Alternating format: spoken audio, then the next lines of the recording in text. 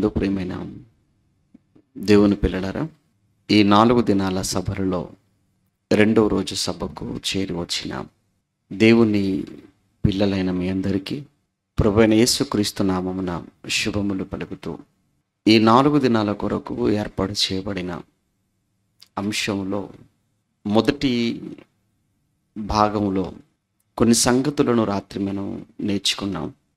మరణం అనేది ప్రతి మనిషికి తప్పదు అని, మరణాన్ని జయించటం, మరణానికి సవాలు చేయటం అది మనిషికి సాధ్యం కాదు అని, ఇప్పటి వరకు ప్రపంచంలో పుట్టిన అందరూ మరణించారు, మరణిస్తున్నారు, మరణించక తప్పదు.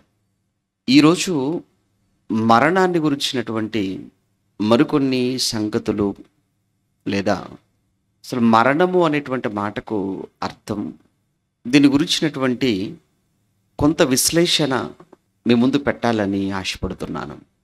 ఎందుకంటే దీని గురించి అర్థమైతే ఆ తర్వాత ఈ పునర్జన్మ, పునరుత్థానం ఇవి అర్థమయ్యే అవకాశం ఉంటుంది.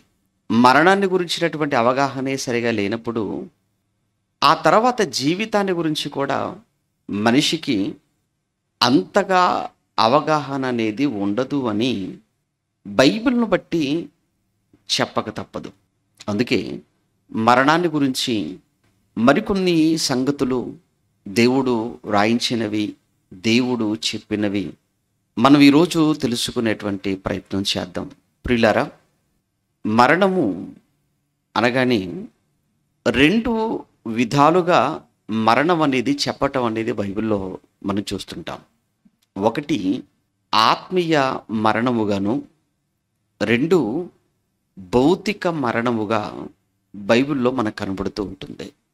ఇక ఆత్మీయమైనటువంటి మరణము అనేది ఎక్కడ మనకు ఆరంభం అవుతుంది అని బైబిల్లో చూస్తున్నప్పుడు ఆదిలోనే ఈ ఆత్మీయ మరణం అనేది మనకు కనబడుతుంది. అది ఆదికాండంలో దేవుడు ఏదెను తోటలో అవ్వ ఆదాములతో మాట్లాడినటువంటి ఆ సందర్భంలో 2వ అధ్యాయం ఆదికాండం మనం 17వ వచనాన్ని మనం చూడగలిగితే, ఆదికాండం 2వ అధ్యాయం 17వ వచనంలో, ఆదికాండం 2వ అధ్యాయం 17వ వచనం, అయితే మంచి చెడ్డల తెలివినిచ్చు వృక్ష ఫలములను నీవు తినకూడదు, వాటిని నీవు తిను దినమున,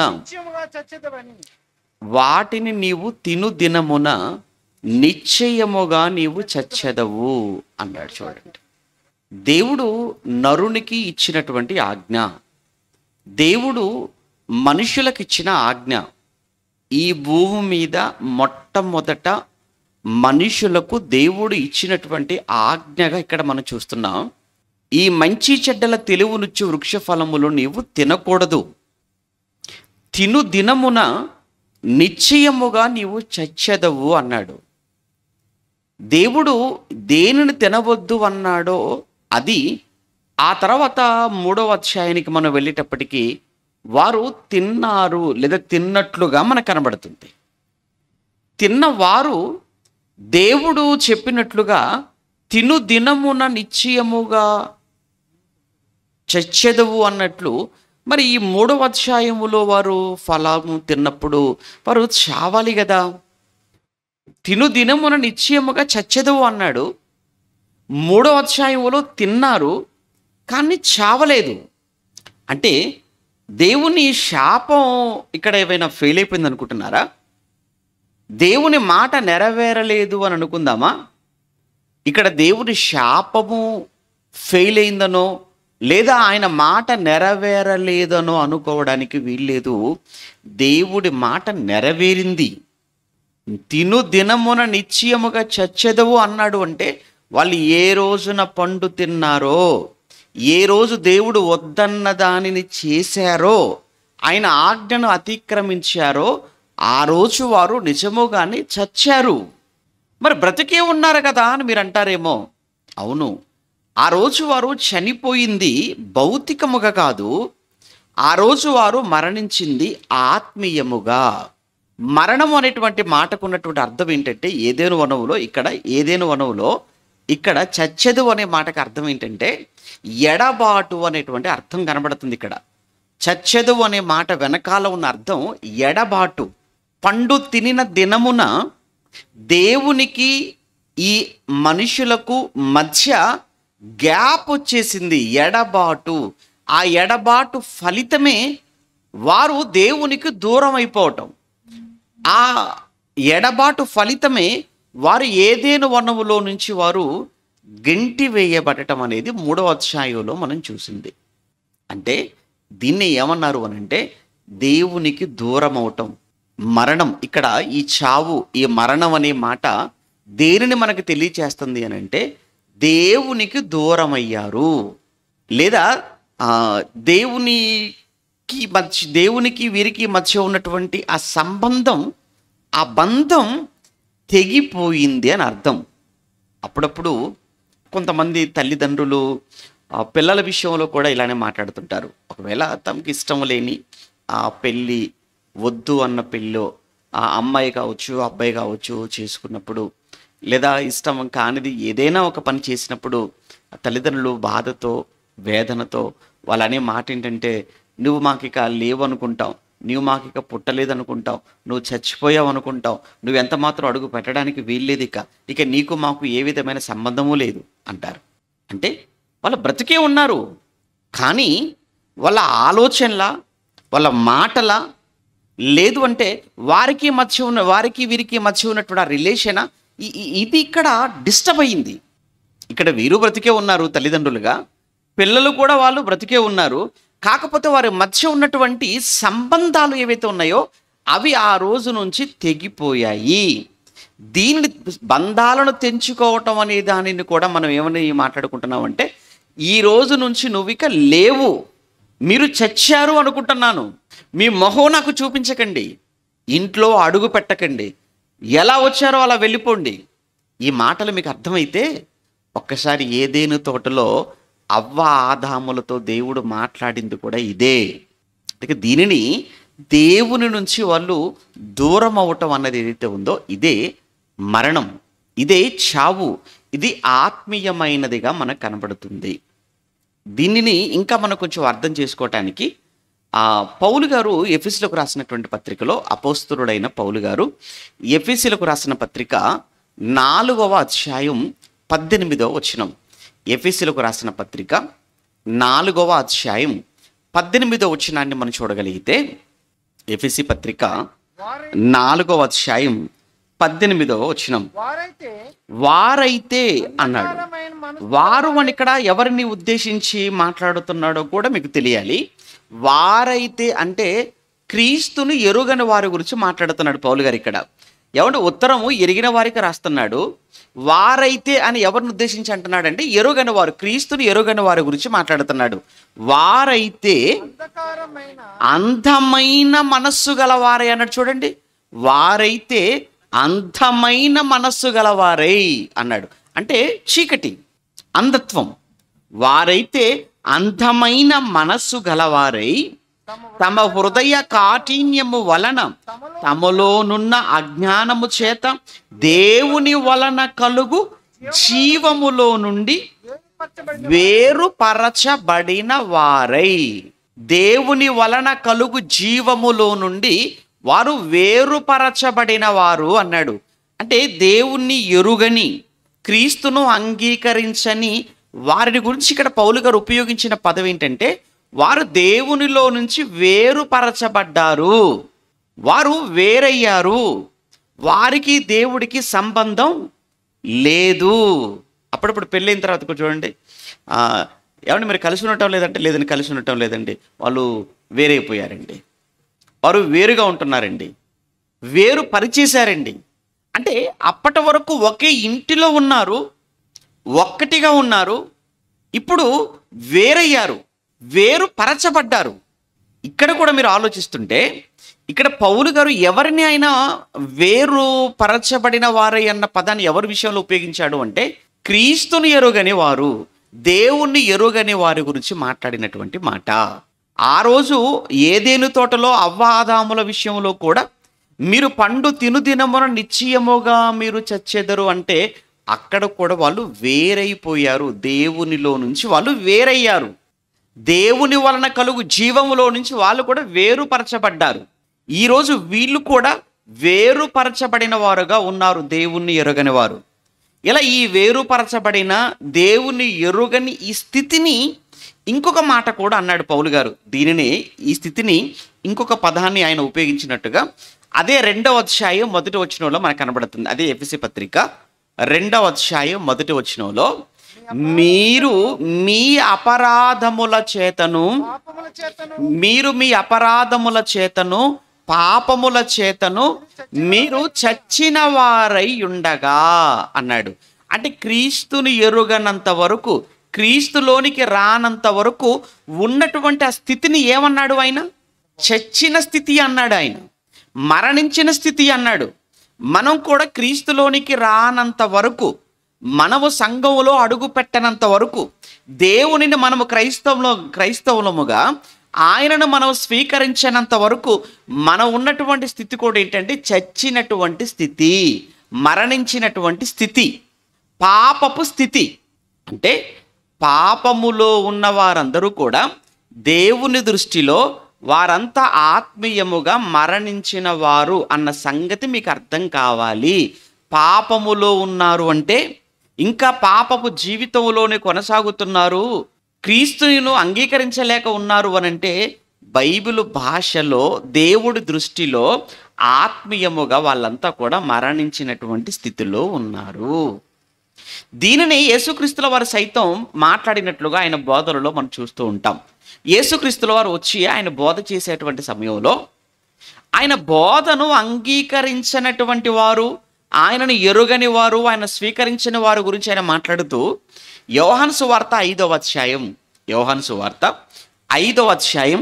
25వ వచనంలో, యోహాను సువార్త 5వ అధ్యాయం 25వ వచనంలో మృతులు, ఇక్కడ మృతులు అన్నాడు. ఇందుకు ఇక్కడ చెబుతున్నటువంటి మృతులు ఎవరు? ఇక్కడ మృతులు అన్నాడు. ఎవరు మృతులు అంటే? మృతులు అని ఎవరిని అంటారు? చచ్చిపోయిన వారినే కదా మృతులు అంటారు, మరణించిన వారినే కదా మృతులు అంటారు. మరి ఇక్కడ మృతులు అని ఎవరిని ఉద్దేశించి ఆయన అంటున్నాడు చూద్దాం. మృతులు దేవుని కుమారుని శబ్దము విను గడియ వచ్చుచున్నది అంటే అప్పటి వరకు వారి వారి పాపములతో అపరాధములతో చచ్చినటువంటి స్థితిలో ఉన్నటువంటి వారు దేవుని కుమారుడైన యేసుక్రీస్తుల వారి శబ్దము విను గడియ వచ్చి ఉన్నది, అది ఇప్పుడే వచ్చి ఉన్నది. అనగా నేను ఇప్పుడు మీ ముందు ఉన్నాను దేవుని కుమారుడుగా, నేను ఇప్పుడు మాటలాడుతున్నాను. ఇప్పుడు నేను మాటలాడుతున్నటువంటి నా మాటలు ఇప్పుడు మీరు వింటున్న మీరందరూ కూడా ఎవరో తెలుసా? మీరందరూ కూడా మీ పాపములలో ఉన్నవారుగా, మీరు మీ పాపపు స్థితిలో మరణించిన వారుగా మీరు ఉన్నారు. ఏమండి? అంటే ఇప్పటి వరకు మృతులు లేదా మరణము అని అనగానే ఇక్కడ ఒక మరణాన్ని మనం చూసాం. ఈ మరణమే ఆత్మీయమైనటువంటి మరణంగా మనకు కనబడుతుంది. దేవునితో ఎడబాటు, దేవునిలో నుంచి వేరు చేయబడటం, అది పాపపు స్థితి. దీనిని యేసుక్రీస్తుల వారు కూడా మృతులుగా మాట్లాడినట్లుగా మనం చూస్తున్నాం.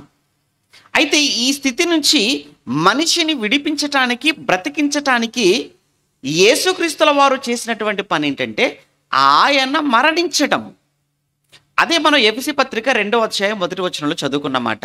ఎఫెసీ పత్రిక 2వ అధ్యాయం 1వ వచనంలో మీరు మీ పాపముల చేతను అపరాధముల చేతను మీరు చచ్చిన వారై ఉండగా ఆయన అనగా దేవుడు మిమ్మును క్రీస్తుతో కూడా బ్రతికించెను అన్నాడు.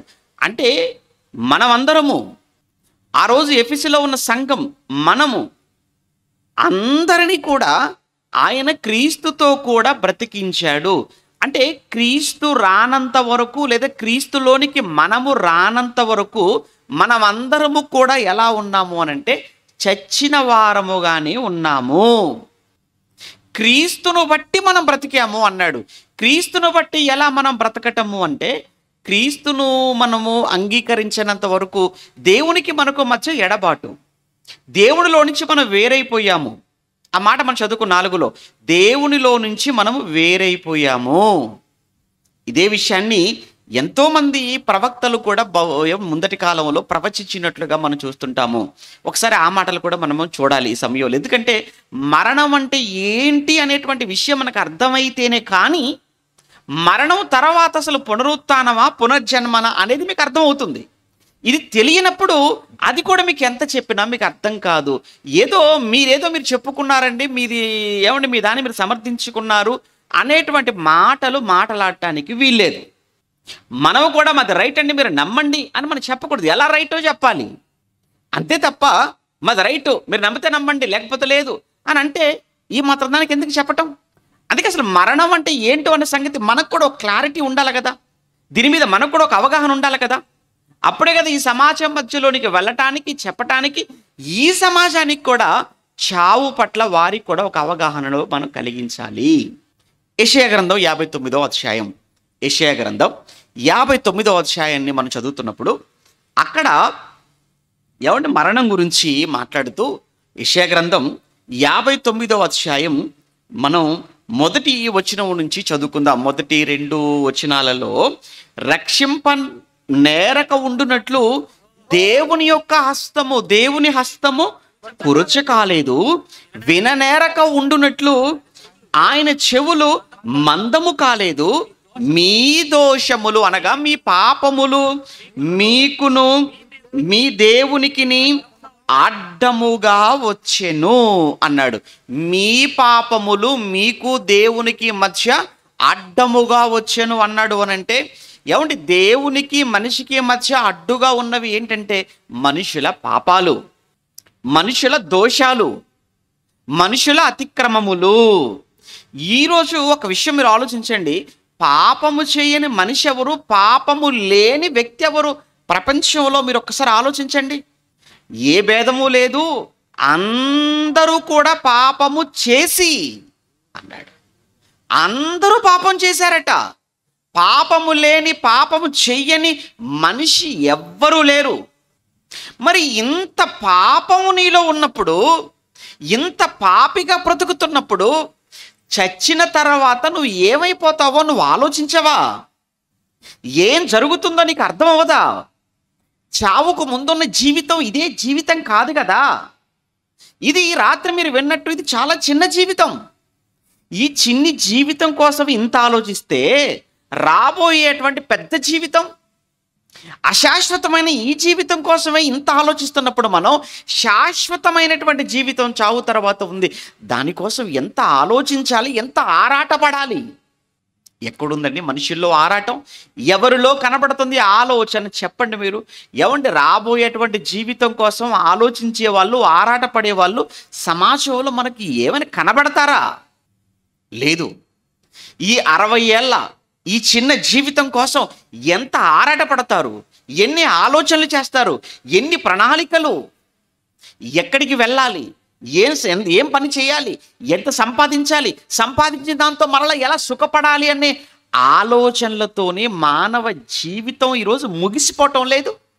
కానీ ఒకరోజు ఈ జీవితానికి ఎండ్ కార్డు పడుతుంది, ఒకరోజు ఈ జీవితానికి శుభం కార్డు, ఒకరోజు జీవితానికి ఫుల్ స్టాప్. అది ఎప్పుడు, ఎక్కడ, ఎలా ఎవ్వరికీ తెలియదు. కానీ ఒకటి తెలుసు ఏంటంటే ఖచ్చితంగా ఈ జీవితం ఒకరోజు ఆగిపోతుంది.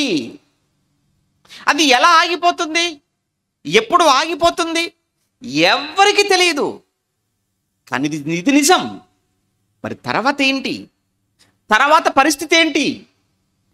పాపములో పుట్టి పాపములో పెరిగి పాపిగానే చచ్చిపోతే రేపు ఏమైపోతావు అనేటువంటి భయం లేదా నీకు? ఆలోచన లేదా నీకు? అలా నువ్వు ఆలోచన చెయ్యలేకపోతున్నావు అనంటే ఎందుకయ్యా ఈ జన్మ నీకు? ఎందుకయ్యా ఈ బ్రతుకు? ఎందుకంటే ఈ లోకంలో మనమే కాదు కదా, 84 లక్షల జీవరాశులు ఈ సృష్టిలో ఉన్నాయి.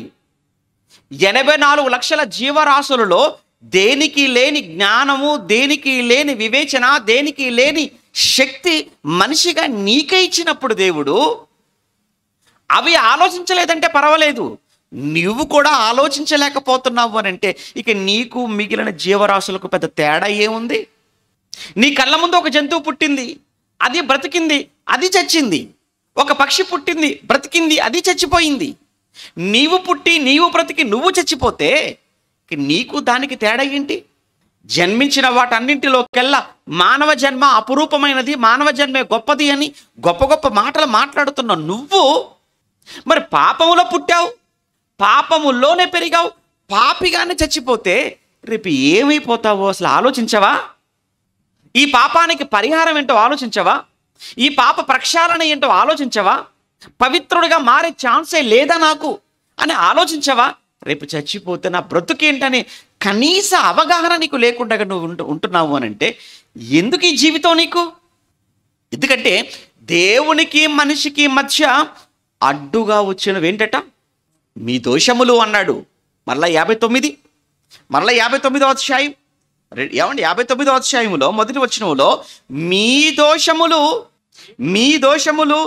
మీకును మీ దేవునికిని అడ్డముగా వచ్చెను, మీ పాపములు ఆయన ముఖమును మీకు మరుగుపరచెను. మీ పాపములే దేవుడు మీకు కనబడకుండా ఉన్నాడు అంటే కారణం ఏంటో తెలుసా? ఆయన ముఖం చాటుకుంటున్నాడు అంటే కారణం ఏంటో తెలుసా? మీ ప్రార్థన ఆయన వినటం లేదంటే కారణం ఏంటో తెలుసా? మీ పాపాలు. మనిషి చేసే పాపాలండి. దేవుడికి పాపం అంటే అసహ్యం. పాపం అంటే దేవుడికి చాలా అసహ్యం. పాపమునకు ఆయన యొద్ద ఏ మాత్రమును కూడా చోటు లేదు. పాపానికి చోటు లేదు, పాపులకు చోటు లేదు. ఆయన పేరే పరిశుద్ధుడు. దేవుడు అంటే ఏమనుకుంటున్నావు? దేవుడు అంటే పాపం చేసేవాడు అనుకుంటున్నావా? పాపాన్ని ప్రోత్సహించేవాడు అనుకుంటున్నావా? పాపాన్ని ఎంత మాత్రం సహించేవాడు కాదు దేవుడు. నేను పరిశుద్ధుడను గనుక మీరు కూడా పరిశుద్ధులుగా ఉండాలని కోరుకున్న దేవుడండి. కానీ మనుషుల్లో చూసినప్పుడు దోషాలు కనబడుతున్నాయి, మనుషుల్లో అతిక్రమాలు కనబడుతున్నాయి, మనుషుల్లో పాపాలు, ఈ దోషాలు, ఈ అతిక్రమములు దేవునికి మనిషికి మధ్య అడ్డుగా వచ్చాయి. ఆయన ముఖము కనబడకుండగా చేశాయట. మరి ఇప్పుడు ఎలా? మనిషి ఏం చేసి తన పాపాన్ని పోగొట్టుకోవాలి? మనిషిలో ఉన్నటువంటి పాపం మనిషి ఎలా దీనిని పోగొట్టుకోగలడు? మనిషి అన్నవాడు ఎవరు కూడా తమ పాపములను తాము పోగొట్టుకోలేరు. అందుకే మరలా దేవుడే ఆలోచించాడు, ప్రపంచ మనుషులందరి పాపాలను తీసివేయటానికి, మనుషులందరి పాపముల నుంచి వారందరినీ కూడా పవిత్రపరచుకోవటానికి మరలా అది కూడా దేవుడు మనుషుల పట్ల తన ప్రేమను మరలా వ్యక్తం చేస్తూ దీనికి విరుగుడుగా మరలా ఆయనే ఆలోచించి యేసుక్రీస్తుల వారిని సిద్ధం చేసినట్టుగా పరలోకంలో మనకు కనబడుతూ ఉంది. అందుకే 53వ అధ్యాయానికి వెళ్ళేటప్పటికీ 53వ అధ్యాయంలో ఇదే యెషయా గ్రంథం, మీరు 53వ అధ్యాయాన్ని మీరు చూడగలిగితే 53వ అధ్యాయం యెషయా గ్రంథం 10వ వచనంలో 53 యెషయా గ్రంథం 10వ వచనంలో అతని నలుగా కొట్టుటకు దేవునికి ఇష్టమాయను. అతని అనగా ఎవరినో తెలుసా? యేసుక్రీస్తుల వారిని. ఆయన నలగొట్టడానికట దేవునికి ఇష్టమైందట. అదేంటండి? అతిక్రమాలేమో మనవా, పాపములేమో మనవా, చేసేదేమో మనవా, శిక్ష ఏమో ఆయనక. ఇది ఎక్కడ న్యాయం అండి? ఏమంటే తప్పు చేసిందేమో మనం, పాపం చేసింది మనం. తప్పు మనం చేస్తూ మనం పాపములో ఉంటే మనం చేసినటువంటి తప్పిదములకు, మనం చేసినటువంటి పాపములకు మనకు వేయవలసినటువంటి ఈ శిక్ష మనల్ని నలగొట్టవలసింది పోయి మనల్ని కాపాడుకుంటూ ఆయన నలగొట్టాలి అనుకున్నట్టు యేసుక్రీస్తుల వారిని. ఇక్కడ ఏం కనబడుతుంది? ఇక్కడ దేవుడికి నీ మీద ఉన్న ప్రేమ, ప్రపంచం మీద ఉన్న ప్రేమ. దేవుడికండి నిజంగా దేవుడు ఎంత ఆలోచించాడు మన కోసం, ఎంత ఆలోచించాడు ఈ ప్రపంచం కోసం అని ఈ సంగతిని మీరు ఆలోచించాలి. ఆయన అంటున్నాడు, ఇంకా తర్వాత చూస్తారా 53వ అధ్యాయం అంతా తర్వాత చదువుకోండి. అందులో ప్రధానంగా 2 మాటలు మనం చూడగలిగితే, ఏమండి, ఆయన అతనికి వ్యాధి కలుగ చేసెను, అతడు తన్ను తానే అతడు తన్ను తానే అపరాధ పరిహారార్థ బలి చేయగా అన్నాడు. చూడండి, తన్ను తానే అపరాధ పరిహారార్థ బలి చేయగా. అసలు అపరాధ పరిహారార్థ బలి అది ఎవరు చేయాలి, ఎవరివ్వాలి? తప్పు చేసిన వ్యక్తి ఇవ్వాలి. కానీ ఏ తప్పు చేయని ఆయన ప్రపంచంలో ఉన్నటువంటి మనుషులందరూ చేసినటువంటి అతిక్రమాల కోసం ఆయన బలి పశువుగా బలిపీఠము ఎక్కబోతున్నాడా, ఆయన బలి పశువుగా సిలువనెక్కాడా అంటే అవును అని లేఖనాలు చెబుతున్నాయి. అవును అని బైబిల్ చెప్పింది. ఇదే కొరింథీయులకు రాసిన రెండవ పత్రిక 5వ అధ్యాయం, కొరింథీయులకు రాసిన 2వ పత్రిక 5వ అధ్యాయాన్ని మనం చూడగలిగితే ప్రియులారా, అక్కడ 17, 18, 19 ఇలా మనం చదువుతూ వెళుతుంటే అక్కడ యేసుక్రీస్తుల వారి విషయం గురించి అక్కడ మాట్లాడుతున్నట్టుగా మనం చూస్తుంటాం. ఏమండి, కాగా ఇప్పుడు ఎవడైనను క్రీస్తునందున్న ఎడల వాడు నూతన సృష్టి, పాతవి గతించెను, ఇదిగో క్రొత్తవాయను, సమస్తమును దేవుని వలన అయినవి, ఆయన మనలను క్రీస్తు ద్వారా. ఎవరి ద్వారా? ఎవ్వరూ లేరు మీడియేటర్, ఎవరూ లేరు మధ్యవర్తి. ఈ ప్రపంచానికి దేవునికి మధ్యవర్తి మీడియేటర్ ఉన్నారు అనంటే ఆయన కేవలం ఒక యేసుక్రీస్తుల వారు మాత్రమే, ఇంకా ఎవరూ కాదు.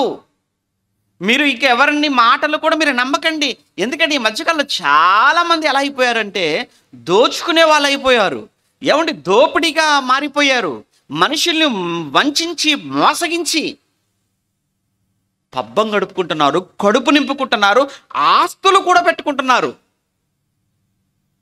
ఎవ్వరూ కాదండి, దేవునికి మనిషికి మధ్య ఒకే ఒక్క ఆయన ఉన్నాడు, ఆయనే యేసుక్రీస్తు. యేసుక్రీస్తుల వారు చెప్పిన మాట అన్నయ్య జ్ఞాపకం చేశాడు. ఇదిగో నేనే మార్గము అన్నాడు ఆయన, నేనే సత్యము అన్నాడు, నేనే జీవము అన్నాడు. నా ద్వారా తప్ప ఎవడును దేవుని యొద్దకు రాలేడు. ఎంత క్లియర్ కట్గా చెప్పేశాడండి. ఏమండి, ఆయన చెప్పటమే కాదండి, ఆయన చెప్పి వెళ్ళిపోయిన తర్వాత మరల పౌలు అనేటువంటి ఒక వ్యక్తి వచ్చి సేవకుడుగా ఆయన కూడా అదే మాట మాట్లాడుతున్నాడు. చూడండి, ఆయన కూడా అదే మాట మాట్లాడుతున్నాడు. ఏమంటున్నాడు? ఏమండి, ఆ 18వ వచనంలో క్రీస్తు ద్వారా తనతో సమాధానపరుచుకొని క్రీస్తు ద్వారా తనతో సమాధానపరుచుకొని అంటే యేసుక్రీస్తు వచ్చాడు, ఆయన సిలువనెక్కాడు, సిలువలో ఆయన నలగొట్టుకున్నాడు, సిలువలో ఆయనను అపరాధ పరిహారార్థ బలిగా ఆయనను స్వీకరించాడు తండ్రి. ఆ బలి ద్వారా, యేసుక్రీస్తు అనే అపరాధ పరిహారార్థ బలి ద్వారా ప్రపంచంలో ఉన్నటువంటి మనుషులందరినీ ఆయన ద్వారా తనతో సమాధానపరుచుకున్నాడు. అంటే ఇప్పుడు దేవునితో సమాధానపరచబడాలి అని అంటే ఎవరైనా ఎక్కడికి రావాలి అంటే యేసుక్రీస్తు దగ్గరకు రావాలి. యేసుక్రీస్తు యొక్క త్యాగాన్ని ఎవరైనా కానీ దానిని విశ్వసించాలి. యేసు ప్రభువని, ఏమండి, యేసుక్రీస్తుల వారు మన పాపముల నిమిత్తం ఆయన మరణించాడు అని, ఆయన సమాధి చేయబడ్డాడు అని, తిరిగి లేచాడు అని ఇది మనము విశ్వసించితే, దీనిని మనం నమ్మితే అప్పుడు అందులో నీ పాపములు కూడా క్షమించబడి నీకు దేవునితో సమాధాన బంధము ఏర్పడుతుంది. ఎప్పుడు తెగిపోయింది చూసారా? ఏదేను తోటలో తెగిపోయిన బంధం. ఆ రోజు నుంచి మనుషులందరూ బంధాలు దేవునికి దూరం అవుతూ వచ్చాయి. దేవుడు ఆ తర్వాత చేసిన ప్రయత్నాలు చాలా ఉన్నాయి. ఆ ప్రయత్నాలన్నీ కలిపి ఒకే ఒక ప్రయత్నంగా, ఇక చివరి ప్రయత్నంగా యేసుక్రీస్తుల వారిని సిలువలో చంపుకోవటం. అందుకే ఇప్పుడు యేసు ద్వారా తనతో సమాధానపరుచుకొని అన్న మాట మనం చూస్తున్నాం. చూడండి తర్వాత మాట, సమాధానపరుచుకొని ఆ సమాధానపరచు పరిచర్యను మీకు అనుగ్రహించాను, మాకు అనుగ్రహించాను అన్నాడు. 19లో, అదేమనగా దేవుడు వారి అపరాధములను వారి మీద మోపక. ఏమండి, దేవుడు నీ అపరాధములు, నా అపరాధములు, మన అపరాధములను ఆయన మన మీద మోపలేదట. మన అపరాధములు మన మీద మోపలేదట. ప్రపంచ మనుషుల అపరాధములు ఏమండి వారి మీద మోపలేదట. మనుషులందరి అపరాధములు ఎవరి మీద మోపాడట?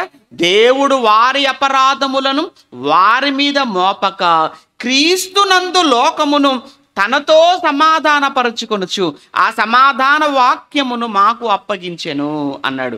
20 వచనంలో, కావున దేవుడు మా ద్వారా వేడుకున్నట్టు మేము క్రీస్తుకు రాయబారులమై దేవునితో సమాధాన పడుడు అని క్రీస్తు పక్షముగా మిమ్మును మేము బ్రతిమిలాడు కొనుచున్నాము. ఇది ఏంటండి ఈ మాట చిన్న మాట కాదండి.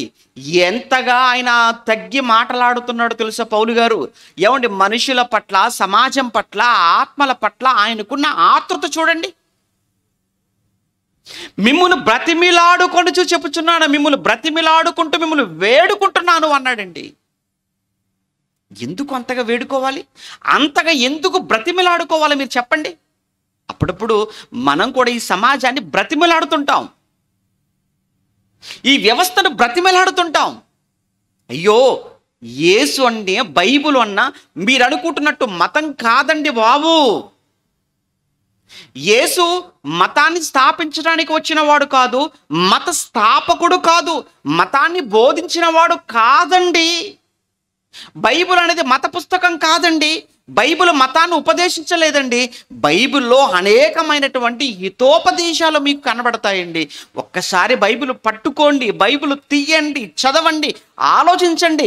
అర్థం కాకపోతే మమ్మల్ని అడగండి, కానీ బైబిల్ ప్రక్కన పెట్టకండి ప్లీజ్. అంటే ఎందుకు మనం కూడా వేడుకుంటున్నాం? పౌలంతటి దైవజనుడే ఆ రోజు కొరింథీ సంఘానికి ఆయన ఈ లేఖ రాస్తూ మిమ్మును నేను బ్రతిమిలాడుకుంటున్నాను. ఆ పదం చూడండి, చాలా ఆశ్చర్యం అనిపించిన పదం అండి. దేవునితో సమాధాన పడుడని క్రీస్తు పక్షముగా మిమ్మును బతిమాలు కొనుచున్నాము. మీరు దేవునితో సమాధాన పడండి. ఎందుకు దేవునితో సమాధాన పడాలి? మీరు పాపములో ఉన్నారు కదా, మీరు మీ అపరాధములో ఉన్నారు. మీరు ఇంకా మీ పాపములతో, మీ అపరాధములతో మీరు ఉన్నప్పుడు దేవునికి మీకు మధ్య శత్రుత్వం, వైరం తప్ప సమాధానం ఎక్కడా? మీరు కానీ ఒకవేళ అలానే చచ్చిపోతే, అలానే మీరు మరణిస్తే, దేవునికి శత్రువుగా ఉండి మరణిస్తే, దేవుడికి మీరు విరోధముగా ఉండి చచ్చిపోతే మీ జీవితం ఏమైపోతుందో మీకు తెలియదు కదా. ఎవరు మీకు చెప్పలేదు కదా, అది మాకు తెలుసు కదా. అందుకే మేము బ్రతిమలాడుకుంటూ చెప్తున్నాం. క్రైస్తవులు ఎందుకండి సహనం కలిగి చెప్తారు సువార్త? క్రైస్తవులు ఎందుకండి బయట వీధుల్లోనికి వెళ్ళినా, గ్రామాల్లోనికి వెళ్ళినా, పట్టణాల్లోనికి వెళ్ళినా ఎవరు ఏమనుకుంటున్నా పత్రిక ఇచ్చినప్పుడు కొంతమంది తీసుకుంటారు, కొంతమంది తీసుకోరు, కొంతమంది మొహం మీద వద్దంటారు, తీసుకుంటారు, చింపేస్తారు, నలిపేస్తారు. అయినా క్రైస్తవుడు ఏమైనా బాధపడతాడా? బలవంతంగా లాగేసుకుంటారు, దుర్భాషలు ఆడతారు, అయినా క్రైస్తవుడు ఏమైనా మాట్లాడతాడా? ఆఖరికి కొడతారు. ఎన్ని జరిగాయండి, ఎన్ని చూశారు మీరు? అయినా క్రైస్తవుడు ఏమంటాడో తెలుసా? బ్రతిమలాడుతూనే ఉంటాడండి. ప్లీజ్ ప్లీజ్ ప్లీజ్ చదువుకోండి ప్లీజ్ అండి, 2 నిమిషాలండి, ఒక 10 నిమిషాలని చెప్పేసి వెళ్ళిపోతామండి. ఎందుకండి అంతగా బ్రతిమలాడుకోవాలి? ఎందుకు బ్రతిమలాడుకోవాలి? మన కోసం కాదే మనం బ్రతిమలాడుకునేది మన కోసం కాదు, వారి కోసం బ్రతిమలాడుతున్నాం. ప్లీజ్ మీరు దేవునితో మీరు సమాధాన పడండి. ఎందుకంటే సమాధాన పడకపోతే దేవుడితో మీరు పాపములోనే ఉంటే, మీరు ఇంకా ఆయనకు విరోధులుగా, శత్రువులుగానే ఉండి మీరు కానీ కన్ను మూసారా, ఆ తర్వాత భయంకరమైన పరిస్థితి ఉంది. అది మాకు తెలుసు గనుక, అది నిజం గనుక, అది వాస్తవం గనుక ప్లీజ్ అని ఆ రోజు పౌలు గారు బ్రతిమిలాడుతున్నాడు. ఈరోజు కూడా ఇంకా బాప్తిస్మం తీసుకునే వాళ్ళు కొంతమంది ఉంటారు సంఘాలలో. వాళ్ళ గురించి కూడా చాలా భయం అవుతుంటుందండి. వాళ్ళ గురించి కూడా చాలా వేదన పడుతుంటాం. ఏ తల్లైనా తండ్రి అయినా వారి కడుపును పుట్టినటువంటి పిల్లలు ఇంకా రక్షణలోనికి వాళ్ళు రాకపోతే, రక్షణను వాళ్ళు స్వీకరించకపోతే, ఆ తల్లికి కావచ్చు, ఆ తండ్రికి కావచ్చు, తోడబుట్టిన వాళ్ళకి కావచ్చు, వాళ్ళకు కూడా నెమ్మది ఉండదు, మనశ్శాంతి ఉండదండి. కారణం ఏంటంటే ఏమైపోతారో, ఏ క్షణాన ఏం జరుగుతుందో తెలియదు. ఆ రక్షణ అనేది లేకపోతే, క్రీస్తుని అంగీకరించకపోతే తన జీవితాన్ని కడుక్కోకపోతే, విమోచింపబడకపోతే ఏమైపోతాడు రేపు? ఎందుకంటే రక్షణను నిర్లక్ష్యం చేయకూడదు. నేడే రక్షణ దినం అనేటువంటి మాటలు పౌలు గారు కొరింథీయులకు రాస్తారు. నేడే అనేటువంటి ఆ మాటను ఆయన ఉపయోగించడం వల్ల ఉద్దేశం ఏంటి చెప్పండి? దేనిని నువ్వు వాయిదా, దేనిని నువ్వు పోస్ట్ పోన్ చేసుకుంటావేమో, కానీ రక్షణ అనేది చాలా అవసరం నాయన. నీకు, మనకు చాలా అవసరం. కరోనా నుంచి తప్పించుకోవడానికి, కరోనా నుంచి కాపాడుకోవడానికి ఏమండి ఎన్ని ప్రయత్నాలు చేశారు 2 సంవత్సరాలలో. శానిటైజర్లు వాడారు, మాస్కులు పెట్టారు, ఏమండి సోషల్ డిస్టెన్స్ అన్నారు, ఎన్ని పాటించారు. ఇవన్నీ ఎందుకు అనంటే ఒక వైరస్ నుంచి కాపాడుకోవటానికి ఇన్ని చేశారే. చావు తర్వాత కూడా భయంకరమైన ప్రమాదం ఒకటి ఉందన్న సంగతి నీకు తెలుసా? దేవుడే చావు తర్వాత నీకు శత్రువు అయిపోతాడన్న సంగతి నీకు తెలుసా? చావు తర్వాత దేవుడే నీకు విరోధిగా మారతాడన్న సంగతి నీకు తెలుసా? నీవు బ్రతికున్నంత వరకు దేవుడు నీకు కృపగానే ఉంటాడు. నువ్వు బ్రతికున్నంత వరకు దేవుడు నీకు అవకాశం ఇస్తూనే ఉంటాడు. మర్చిపోకూడదు. నువ్వు బ్రతికున్నంత వరకు దేవుడు నీ మీద ప్రేమను చూపుతూనే ఉంటాడు. ఎందుకు ఆయన నీ మీద ప్రేమను చూపుతాడు అంటే, మారతావేమోనని. ఎన్ని అవకాశాలు ఇస్తాడు ఒక్కసారి మీరు ఆలోచించండి. దేవుడు మనం మారడానికి ఆయన ఎన్ని అవకాశాలు, ఎన్ని ప్రసంగాలు, ఎన్ని బోధలు, ఎన్ని సభలు, ఎంతమంది బోధకుల ద్వారా దేవుడు చెప్పిస్తాడు చెప్పండి. మన దాకా వాక్యాన్ని తీసుకొని వస్తాడు. ఇవన్నీ ఎందుకు జరుగుతున్నాయో తెలుసా? దేవుడు నీ మీద పెట్టుకున్న ప్రేమ, ఆయన నీకు అనుగ్రహించే కృప. ఇది లాస్ట్ మినిట్ చచ్చిపోయేంత వరకు దేవుడు నీ కోసం ఎదురు చూస్తూనే ఉంటాడు. ఆ తర్వాత కూడా నువ్వు లాస్ట్ మినిట్ వరకు కూడా నువ్వు మారలేదు అంటే ఇక దేవుడు ఉగ్రుడైపోతాడు. చావు తర్వాత నీ పట్ల చాలా రౌద్రుడుగా మారిపోతాడు. కారణం ఏంటంటే, ఎన్ని అవకాశాలు నీకు ఇచ్చాను, ఎన్ని అవకాశాలు నీకు ఇచ్చాను. బ్రతిమిలాడి చెప్పాము, భయపెట్టి చెప్పాము, గద్దించి చెప్పించాను. అనేకమైనటువంటి సభల గురించి తీసుకొని వెళ్ళి కూర్చోబెట్టి చెప్పించానే. ఇన్ని అవకాశాలు ఇచ్చినా మారక, నమ్మక నువ్వు ఇప్పుడు చచ్చి నా ముందు నిలబడితే నీ పరిస్థితి ఏంటి చెప్పు? ఏం చేయాలి? అందుకే ఆ రోజు ఇవన్నీ ఎవరికి తెలుసు? దైవజనుడు తెలుసు, పౌలు గారికి. అందుకే ఆయన కొరింథీ సంఘానికి రాసినప్పుడు, నేను మిమ్మల్ని బ్రతిమిలాడుతున్నాను, మీరు దేవునితో సమాధాన పడండి, మాతో కాదు, దేవునితో సమాధాన పడండి ప్లీజ్. ఎందుకంటే మీరు పాపములో ఉన్నారు. ఇంకా మీరు మీ అపరాధముల చేతను, పాపముల చేతను మీరు ఇంకా చచ్చిపోయిన వారుగానే ఉన్నారు. మీ పాపములు దేవునికి అడ్డుగా వచ్చాయి, ఆయన ముఖమును మరుగు చేశాయి. అయితే యేసుక్రీస్తు ద్వారా నిన్ను సమాధానపరచుకోవాలి అనుకున్నాడు. కానీ ఆ యేసును వద్దంటున్నావే, ఆ యేసును స్వీకరించటం లేదే, ఆ యేసును దూరం పెడుతున్నావే, మరి దేవునికి నీకు సమాధానం ఎలా? అందుకే తర్వాత మాటకు వచ్చేటప్పటికి, తర్వాత మాటలో ఏమన్నాడు చూడండి, 21వ వచనంలో ఎందుకనగా మనము ఆయన యందు దేవుని నీతి అగునట్లు పాపము ఎరుగని యేసును యేసు ఏ పాపము చేశాడు అండి? ఆయనలో ఏ దోషం ఉందండి? ఆయనలో ఏ నేరం ఉందండి? ఆయనలో ఏ దోషము, ఏ పాపము, ఏ నేరము లేదు అని ఆయనకు తీర్పు ఇచ్చినటువంటి వాళ్ళే చెప్పారే. యేసు సిలువకు అప్పగించే ముందు పిలాతు కూడా చెప్పాడే అదే. ఇతని యందు నాకు ఏ దోషము కనబడుటలేదు. అతని భార్య కూడా చెప్పింది, అయ్యా ఇతను నీతిమంతుడయ్యా, ఆ నీతిమంతుని జోలికి పోవద్దయ్యా.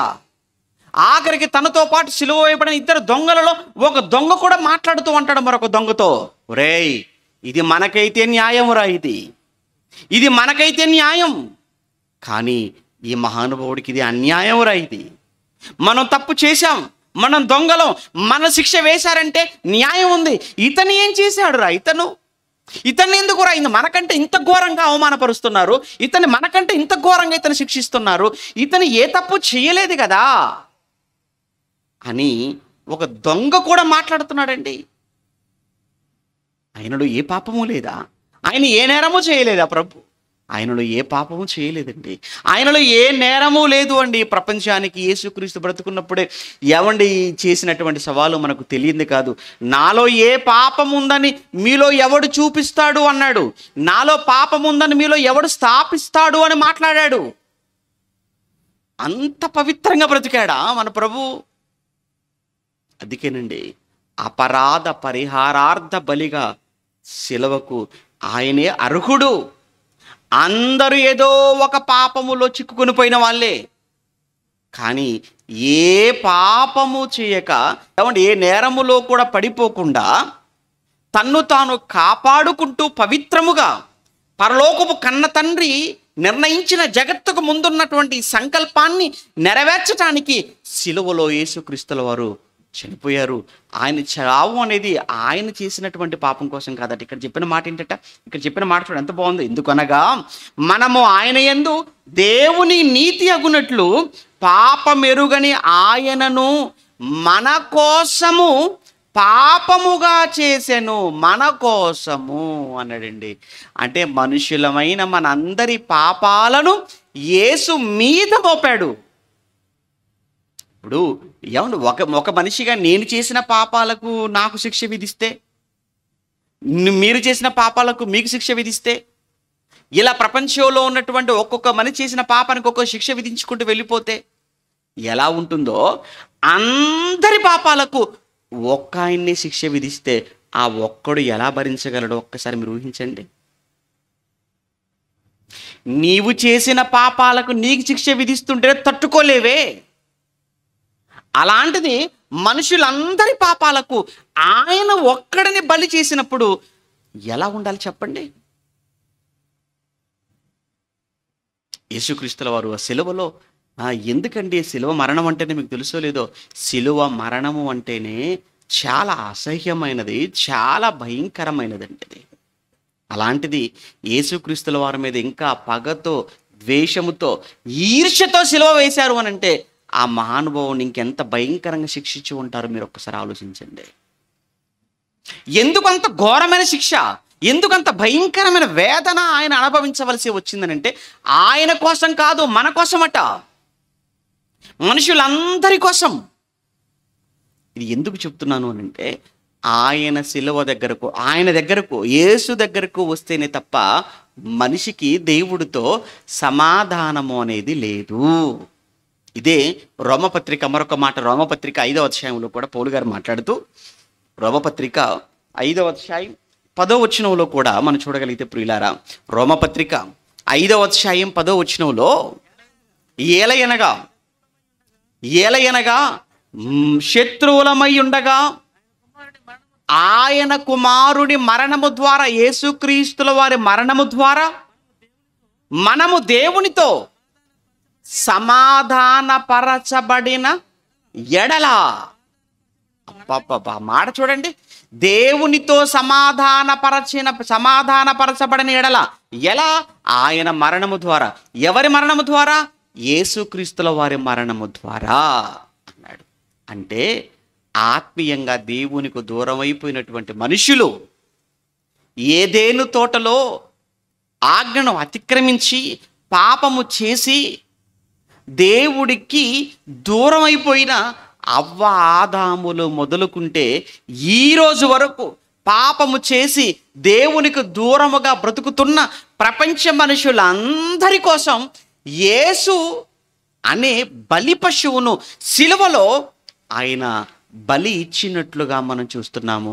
ఎవరైనా దేవునితో సమాధానపరచబడాలి అనుకుంటే, ఎవరైనా వారి పాపములకు ప్రక్షాళన జరగాలి, పాపము నుంచి విమోచన కలగాలి అని అనుకుంటే ఖచ్చితముగా అందరూ కూడా ఆయన వైపు చూడాలి, విశ్వసించాలి, ఆయన యొద్దకు రావాలి. అప్పుడు ఒక మరణం, ఏంటా మరణం అంటే ఆత్మీయ మరణము నుంచి మనకు విడుదల. మరణము అనగానే చెప్పాను కదా 2 రకాలుగా ఉంటుంది అని. ఒకటి ఆత్మీయమైన మరణం, 2 భౌతికమైన మరణం. అయితే ఈ ఆత్మీయమైనటువంటి మరణం ఏదైతే ఉందో, ఈ ఆత్మీయ మరణము నుంచి మనిషి జీవించాలి, బ్రతకాలి, ఆ ఆత్మీయ మరణము అనేది మనపై లేకుండా ఉండాలి అని అంటే ఒకే ఒక మార్గం, అది యేసుక్రీస్తు అనేటువంటి మార్గం. యేసుక్రీస్తుల వారి దగ్గరకు రాగలిగితే ఏమంటే ఈ ఆత్మీయ మరణం నుంచి మనం ఏమైపోతాం? బ్రతికించబడతాము అన్నాడు. అందుకే ఆయన అన్నాడు కదా, మీరు మీ పాపముల చేతను అపరాధముల చేతను మీరు చచ్చిన వారై ఉండగా ఆయన క్రీస్తుతో కూడా మిమ్మల్ని ఏం చేశాడు? బ్రతికించాడు. అంటే అమ్మయ్య బ్రతికాం. ఏమంటే ఈరోజు ఇక్కడ కూర్చున్న మనమంతా బ్రతికాం. యేసును అంగీకరించిన వాళ్ళందరూ కూడా ఆత్మీయ మరణము నుంచి బ్రతికిన వాళ్ళుగా కనబడుతున్నారు. అయితే ఇక్కడ ఇంకొక విషయం ఉంది. ఇలా ఆయనను అంగీకరించినటువంటి మనం చనిపోతాం కదా రేపు భౌతికంగా.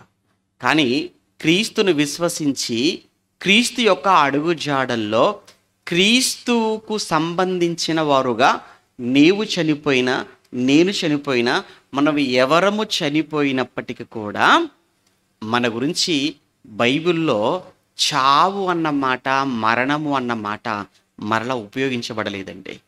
మరి దానికి ఉపయోగించబడినటువంటి పదవి ఏంటంటే నిద్ర అన్నాడు. నిద్ర అన్నాడు అంటే అర్థం ఏంటి? చావు అని ఎవరికి ఉపయోగించబడింది, నిద్ర అనే పదం ఎవరికి ఉపయోగించబడింది అన్నప్పుడు, చావు అనే పదం పాపములో ఉండి చచ్చిన మనిషికి, మరణం అనే పదం, చావు అన్న పదం ఉపయోగించబడితే క్రీస్తులో ఉండి చనిపోయినటువంటి మన విషయంలో ఉపయోగించిన పదం ఏంటంటే నిద్ర, విశ్రాంతి. విశ్రాంతి అన్నాడు ఆయన. రెస్ట్లో ఉన్నామంటాడు, నిద్ర అన్నాడు. ఒకసారి ఆ మాటలు కూడా చూద్దాం ఈ రోజుకు.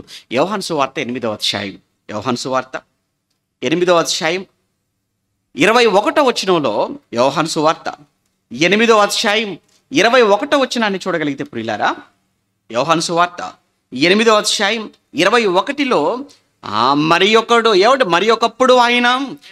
ఒకప్పుడు ఆయన నేను వెళ్ళిపోవచ్చున్నాను, మీరు నన్ను వెదకుదురు.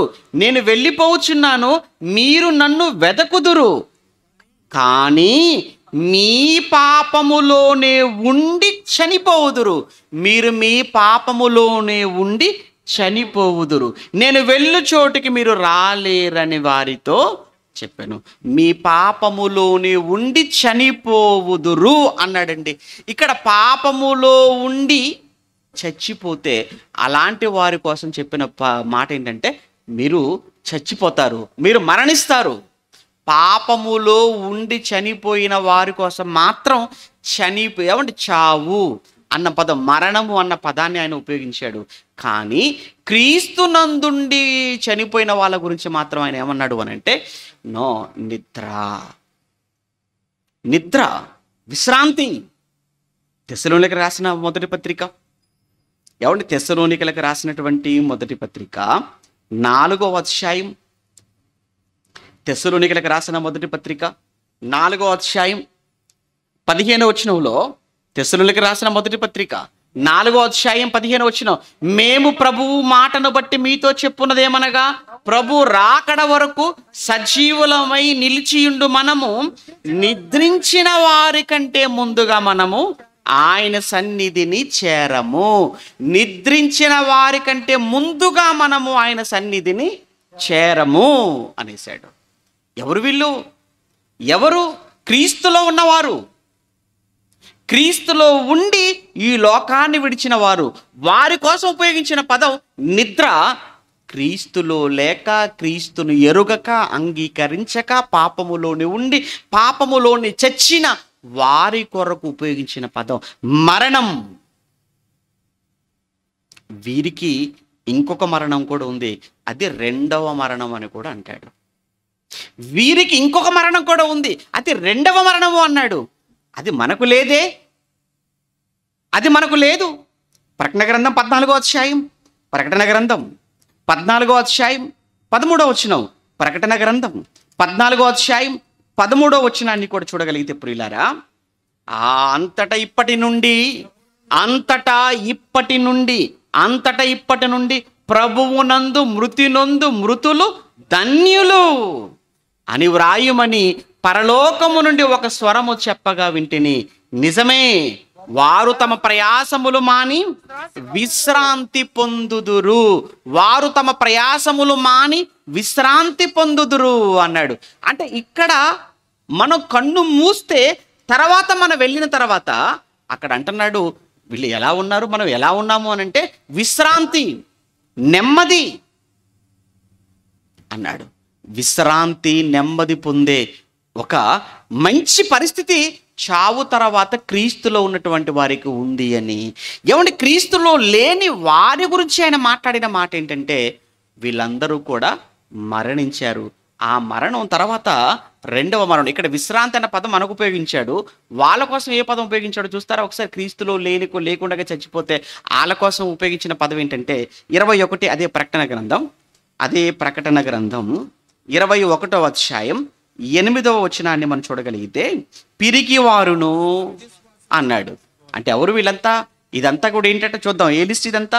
పిరికివారును, అవిశ్వాసులను, అసహ్యులను, నరహంతకులను, వ్యభిచారులను, మాంత్రికులను, అబద్ధికులందరూ అగ్నిగంధకములతో మండు గుండములో పాలు పొందుదురు. ఇది రెండవ మరణము అన్నాడు. ఇది రెండవ మరణము అన్నాడు. మొదటి మరణం, ఇది రెండవ మరణము అంటున్నాడు. అంటే వీళ్ళ గురించి ఉపయోగించిన పదం రెండవ మరణం.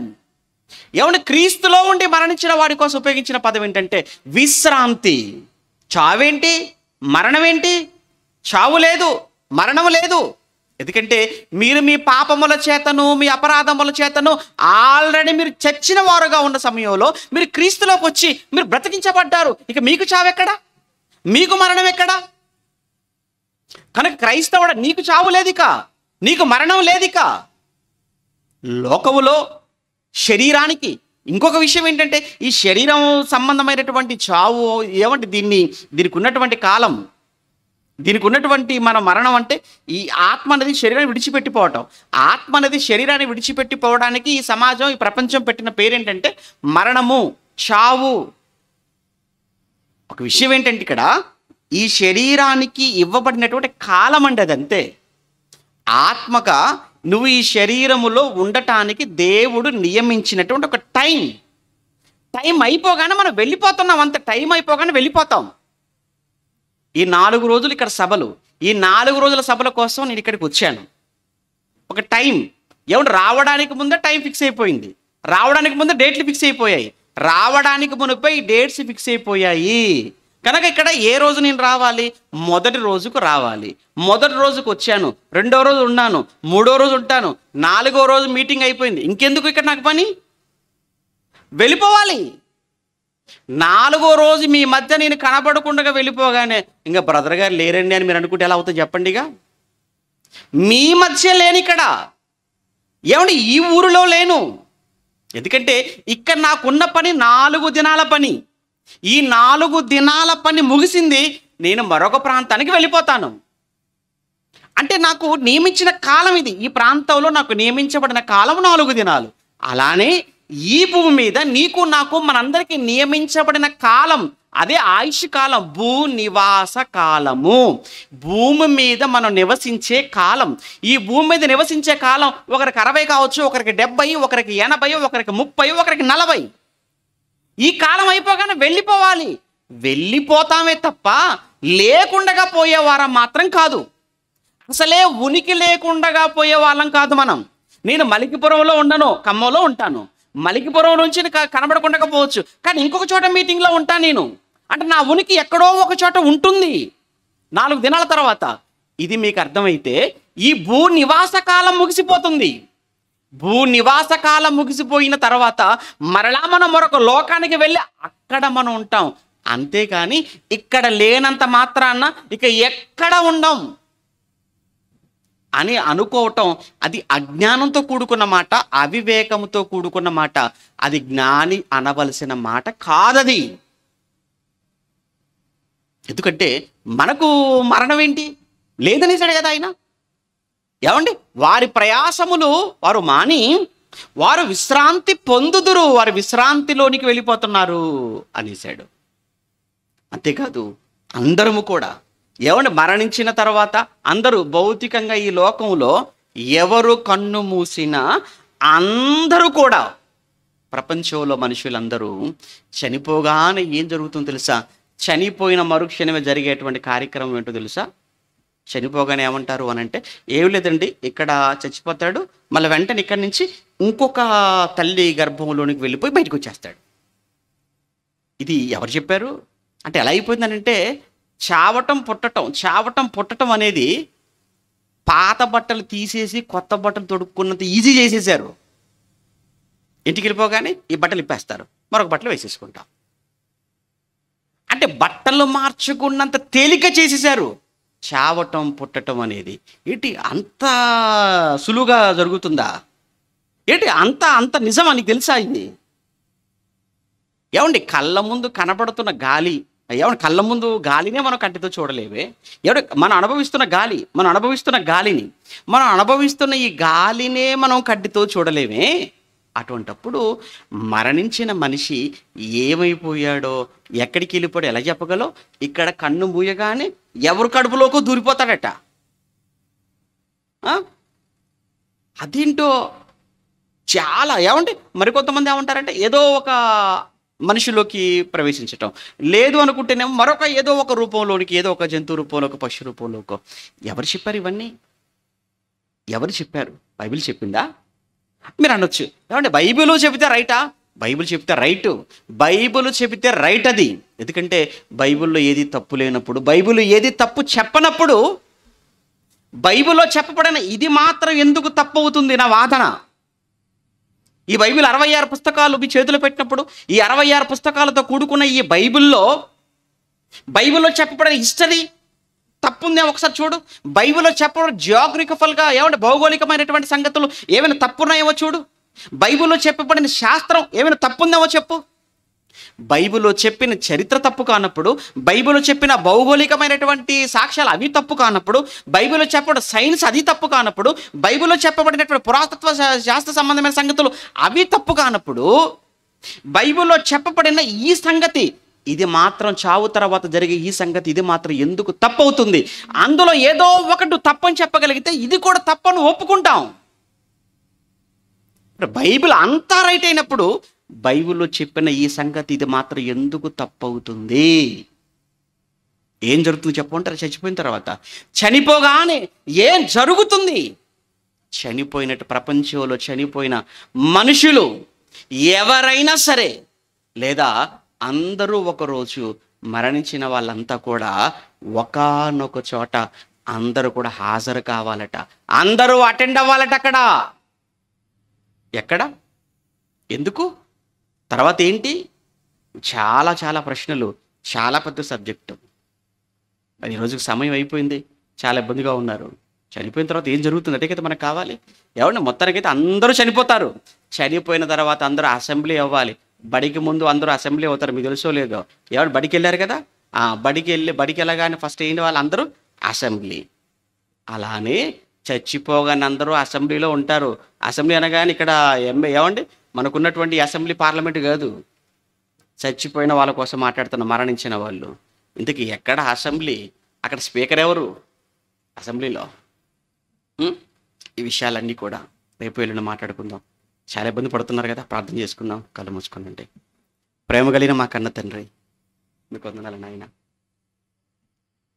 ఈ 2వ రోజు కూడా మీ మంచి మాటలు మేమంతా మాట్లాడుకోవడానికి మీరు చేసిన కృపకై మీకు వందనాలు చెల్లిస్తున్నాం. అననుకూల ప్రతికూల వాతావరణంలో కూడా నాయన ఎంతో శ్రద్ధ కలిగి, ఆసక్తి కలిగి మీ మాటలు వింటున్న మీ పిల్లల విషయమే సంతోషపడుతున్నాం. సభలు ఏర్పాటు చేసిన స్థానిక సంఘాన్ని జ్ఞాపకం చేసుకోండి. రేపటి దినం జరిగే సభ కూడా మీకు మహిమకరంగా జరుగుటకు ఎన్నో సంగతులు మీ పిల్లలు తెలుసుకోవటానికి సహాయం చేయమని కోరుతూ, ఇంతటి జ్ఞానాన్ని మాకు నేర్పించిన మీ కుమారులు మా తండ్రి గారికి చక్కటి ఆరోగ్యాన్ని, ఆశను అనుగ్రహించండి. క్రీస్తున్నామని ప్రార్థన అడుగుతున్నాము తండ్రి. ఆమెను. మన తండ్రి దేవుని ప్రేమ, కుమారుడైన యేసుక్రీస్తుల వారి కృప, పరిశుద్ధాత్మని యొక్క అన్యోన్య సహవాసం ఇప్పుడు ఎల్లప్పుడు సదాకాలం మనందరికీ తోడై నడిపించును గాక. ఆమేన్.